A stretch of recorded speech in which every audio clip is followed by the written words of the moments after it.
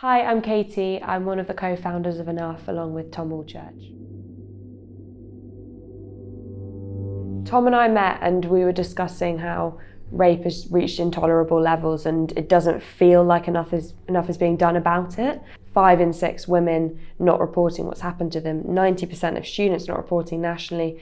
We're in a situation where we have a pervasive level of rape, but it's completely hidden. If we could create a form of reporting that works for survivors and helps them create that deterrent to be able to stop this happening to other people, then actually we would be able to reveal the scale of the problem, we would be able to put society on the side of survivors, and we would be able to prevent this happening to people in the first place. We started off by speaking to survivors and asked them what they wanted. We will continue to do that the whole way through in growing Enough and reaching different places. It's not that survivors don't want to report at all, it's just that the current systems don't give all of them what they need, and more often than not can be more damaging than good.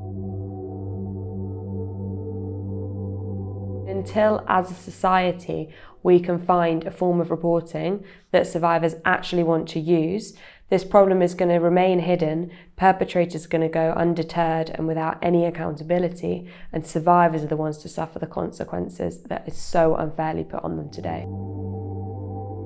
In just 12 weeks, Enough has reached almost every corner of the globe, and that's because of social media. So we started our pilot with maybe 80 followers, and now we're 16,000 plus. Every person in Bristol who has supported Enough, who has a kit, who has told their friends about who we are and what we're trying to achieve, has shared our content, every single one of you has made a difference in helping to end sexual violence, because it has helped that message reach so many more people. So from a student point of view, it's been really positive and really optimistic. I think a lot of people have felt a huge sense of relief, and a lot of my friends have said that, like, wow, this is so good, it makes me feel so much safer. It's an important message to get out to people who might not feel like they can speak to the police or someone in power. Ultimately, it's really important, and I'm glad it's being done. For myself, I found it really kind of empowering. I think it's really given me a sense of hope for change. It used to be, and it is, I suppose, a taboo topic, which unfortunately means that often it's not discussed and it's not talked about, which means that people can do things and they can be swept under the rug or they can be ignored. The best way to understand Enough really is to follow our Instagram and our TikTok, because on that we explain not only what Enough is, but we also show sound bites from when they collect a kit and their first response. The more people know about it, the better it is as well. Stop the taboo. I cannot believe my nursing career of 38 years, this is the first that I'm seeing of something like this, which is a deterrent, power, a voice. Or reasons why something like this has to exist. Anything that anyone can do in terms of conversations and spreading and sharing social media makes a huge difference as well, because the more people that know about us, the stronger the deterrence. The presence of the kit physically shows that there are consequences for sex without consent. It is a symbol of allyship, it is a symbol of solidarity. It is a form of reporting that someone can use in the privacy of their own home should they not want to report officially.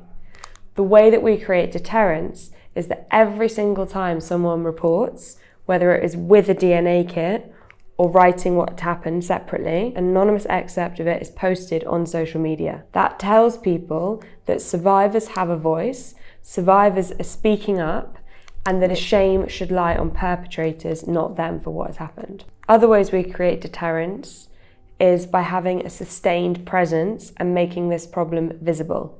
At the moment, it is hidden, conveniently out of sight, out of mind, and that means it is not experienced as a reality for society, and society doesn't have to do anything about it. In Bristol, we have given out 7,000 kits to students, and every single one of those has them for their friends, their flatmates. There's such a strong sex culture at university, but actually creating a consent culture as well is something that this kit can start to do. If you do need to use it, then it is an alternative for people who do not want to report officially. 83% of women nationally and 90% of students At the moment, because they're not reporting officially, they actually don't have an option available to them, and that's what we're trying to change. With this kit, should you ever use it, you take the DNA swab out of the packet. It looks like this. You use that according to the instructions that we've written, which adhere to the National Forensic Guidelines. You put it back into the packet that it came from. This is the envelope. You seal it, send it off in a post box, completely free, and within 48 hours you have confirmation of someone else in or on your body. It is anonymous. The aim is not to name anyone. It's not connected to criminal justice. It is absolutely yours and no one else's, and only you will decide if anything further is done with it. Along with it, you write a timestamp testimony, and half of it is frozen untested, and that is because we know that of people who do decide to go to the police, most decide to go to the police at least a week after it's happened, so the forensic window is closed anyway. So this gives you the possibility of having something which is relevant to your case, the frozen DNA from when it happened, and you can pass over all of that to the police should you wish to report in that way. We cannot say to survivors that the only way that they can seek justice and the only way that they can help prevent this happening to other people is through criminal justice, when we know that it helps so few people today.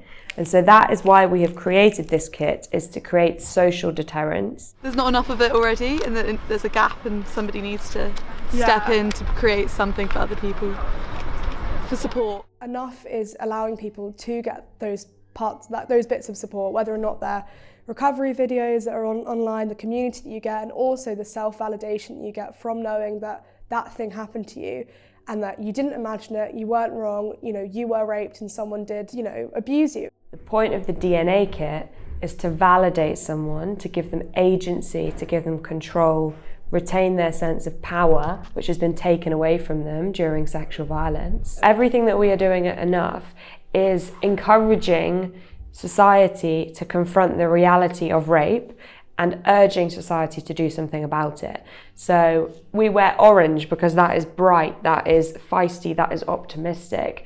We stand outside pubs and bars and we give orange wristbands and leaflets and kits to raise awareness and start conversations about what we're doing. We do things like set up a big orange paddling pool outside the student union so that we are a known presence among students. What we have understood from just 12 weeks in Bristol is how much of a need there is for Enough in every city in the UK and across the world. Over 250 reports currently have come in, and that's a rate of about 1,000 reports a year at Bristol alone.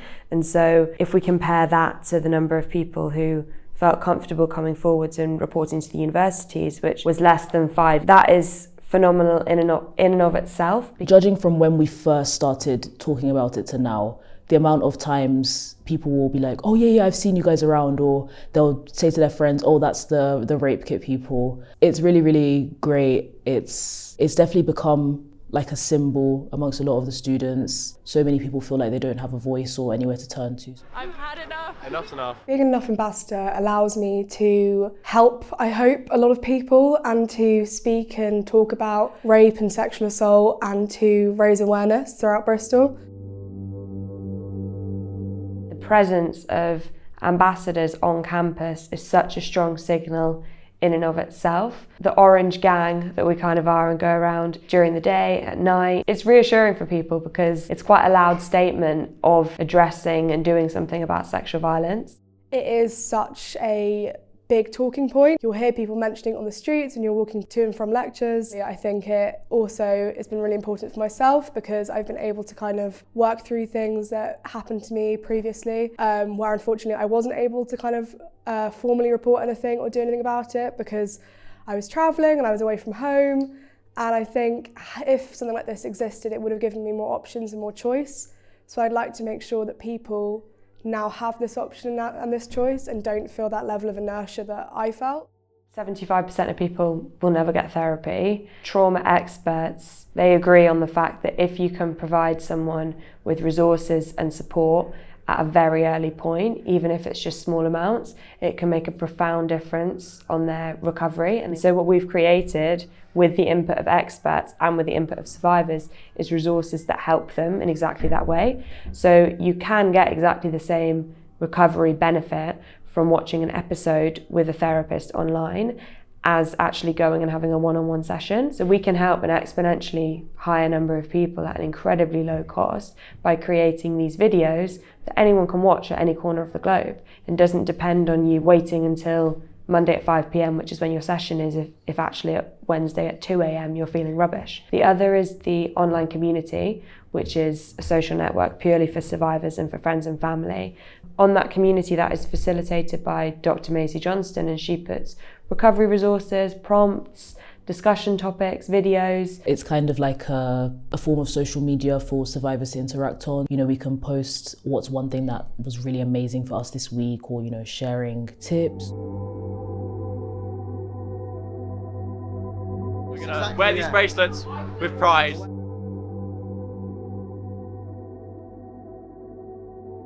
I've had a few highlights. The first one is when we actually did our first morning of launching outside the Student Union in University of Bristol, because it was a very long and hard 2 years to get to that point. It meant so much to actually see the thing that we felt would create such an impact actually physically present. It was really, really great to see so many University of Bristol students, so many people who just kind of seen all the advertising outside. I think the feeling that came after was just so unmatched, and hearing everybody else's experience and just feeling that solidarity in the room, it was so powerful.